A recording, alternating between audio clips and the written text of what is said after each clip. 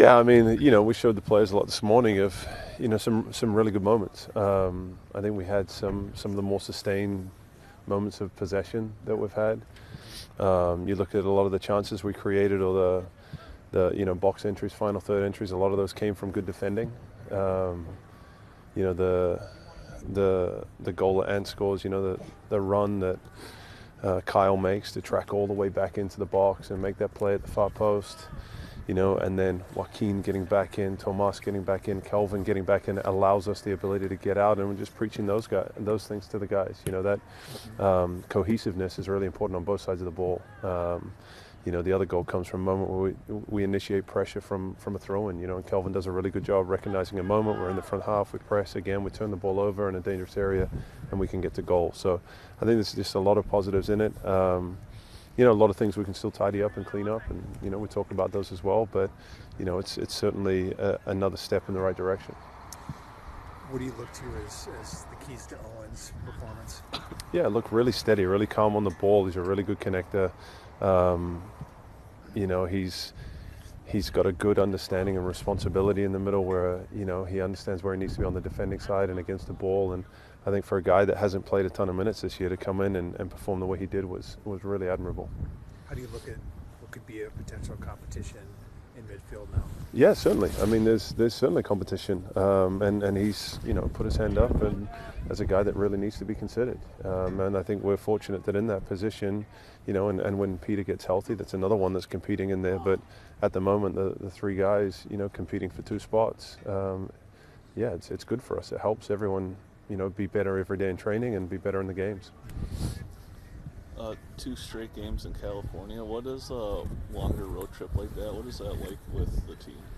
Yeah, look, we've had a few of the longer road trips so far this year. And we're a team because of where we are. We always have to travel for a long time during preseason. So, being away is not new to the group. Obviously we're competing in 2 different competitions, and we'll take a larger group of players with us, so we have a group that can train and we can prepare for both games. But we have to, we can't look past the first game to the second. We just have to take each one as they come.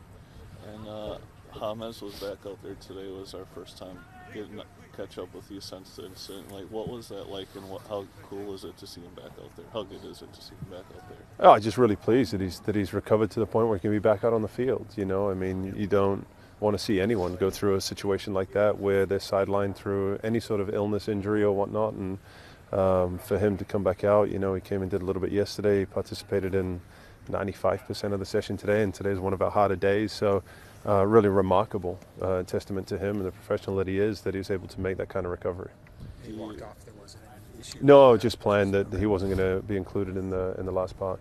Do you have any timetable when he's going to be able to get back out? No, we'll just continue to monitor him day to day and build volume. Today he was, again, a participant in almost the entire session. We managed his volume a little bit. We want to just make sure we're doing the right thing by him, and obviously even take away, the illness side of it. He hasn't trained for a week, and at that point too, you've got to be concerned about how much load we're putting into his body in terms of potential soft tissue injuries and whatnot. So we'll just monitor him day to day and continue to build that volume with him.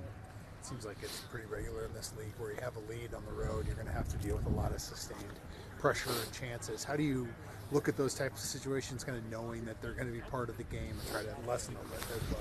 Yeah, look, it's hard. The team's throwing everything at the game to try and win at the end. You need moments where, I thought we did a really good job of getting numbers in the box. We're getting numbers between the ball and the goal, and even when one guy's beat, the next guy steps up. We had a lot of block shots. So you need a certain mentality in those moments. You need to make sure you have organization. You need composure. We were even talking about the moment where Drake comes out and claims the ball, and we need to have the awareness that he's got 8 seconds to find a pass, and there was a time not too long ago where that was a moment to rest, recover, and gather your bearings. But now, because of that change, you have to be thinking about the next play and the next play. But I thought our guys managed that really well. Defending set pieces towards the end of a game is hard. There's a pressure that weighs on you, and you've got a team that's desperate to get something out of the game. So I thought they managed those situations really well. What brought the recall of Kane? What went into that decision?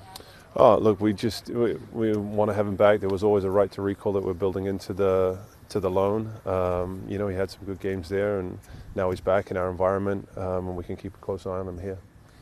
Drake had a good game in the LA win. How good is it to see him gain chemistry as the season progresses? Yeah, I thought he was really good, really solid. He kicked the ball well, he cleaned things well, held on to things really well. Was a good steady presence. So, yeah, really happy with that. I don't think I saw Carlos out here today. Is there? No, he's had some hamstring tightness. Okay. Yeah.